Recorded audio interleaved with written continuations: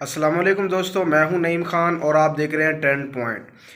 एक दफ़ा साबिक़ वज़ीर आज़म जो कि उस वक़्त नौजवान थे ज़ुल्फ़िकार अली भुट्टो, वो इमदाद लेने स्वीडन गए। स्वीडन के दौरे पे वो टोटल 27 अफराद का वफ़द था। जब वो इमदाद लेने वहाँ पहुँचे तो उनकी मुलाकात स्वीडन के उस वक़्त के सदर ओलफ पाल्मे के साथ तय थी। तो जो मीटिंग रूम था उसमें पाकिस्तान के जो 27 रुकनी वफ़द गया था वो पहुंच गया, लेकिन ओलफ पाल्मे वहां ना पहुंचा। तो भुट्टो साहब उसने 5 मिनट भुट्टो साहब ने उसका इंतज़ार किया। जब 5 मिनट बाद ओलफ ना आए तो भुट्टो साहब ने बड़ी नागवारी से अपने दोस्तों की तरफ देखा और उन्होंने एहतजाज रिकॉर्ड करवाया कि वो नहीं आए।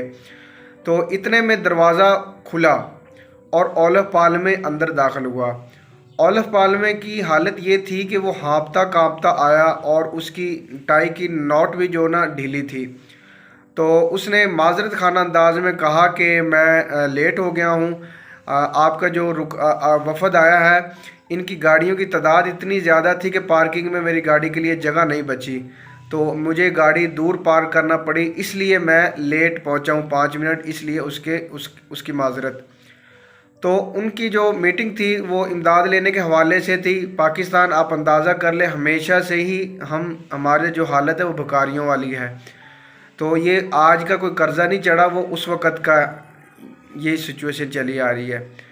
तो हुआ ये कि मीटिंग रूम से वो फ़ारग होकर चले गए। जब 5 स्टार होटल में गए तो भुट्टो साहब ने अपने वफ़द के लोगों को कहा कि क्या ओलफ पाल्मे हमें कुछ समझाना चाहते थे जो लेट आए हैं।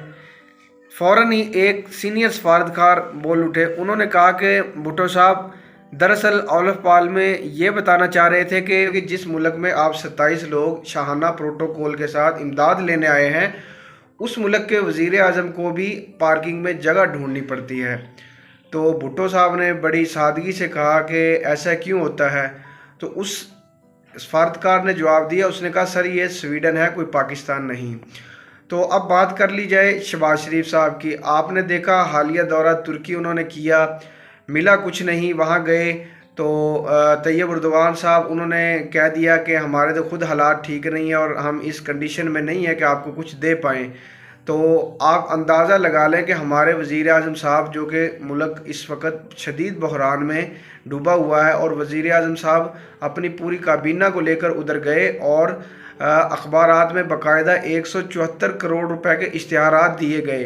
तो पाकिस्तानियों, बात करने का मकसद ये है कि इस हुकूमत से हम क्या एक्सपेक्ट कर सकते हैं जो इतनी फजूल खर्ची कर रही है, हालांकि ख़जाने में पैसे नहीं है और हमें तरह तरह के जो अजीब अजीब से मशवरे दिए जा रहे हैं। कल जिस तरह अरस्तू ने कहा कि एक प्याली चाय जो है ना, 2 प्याली चाय छोड़कर आवाम 1 प्याली चाय पर आ जाए, लेकिन आपने देखा उसकी हालत, उसका खूब वो उसने सूटेड बूटेड था, टाई लगाई हुई थी, ऐनक, काला चश्मा लगाया हुआ था, और आवाम को कह रहा है कि आप 2 प्याली छोड़ के 1 प्याली पे आ जाए।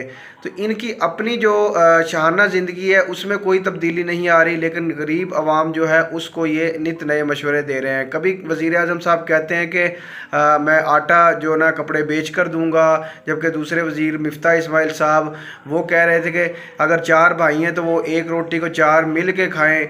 और कल एहसन इकबाल ने जो चवल मारी है कि 2 प्याली छोड़ के 1 प्याली चाय में, मकसद ये क्या करना क्या चाहते हैं ये। इनसे ना फ़िलहाल मुल्क चल रहा है, ना ये तबाही की तरफ ले जा रहे हैं। और आज की डेट में डॉलर जो है वो आपको बताते चलें 101 रुपये और 34 पैसे महंगा हुआ है। तकरीबन 206 रुपये आलमी मार्केट में इस वक्त डॉलर की कीमत चल रही है। तो दोस्तों, अब आप नीचे कमेंट में हमें ज़रूर बताएं कि आप इस भिखारी हुकूमत से क्या एक्सपेक्ट करते हैं। तो मिलते हैं अगली वीडियो में, तब तक के लिए मुझे नईम ख़ान को दें इजाज़त। अल्लाह हाफिज़।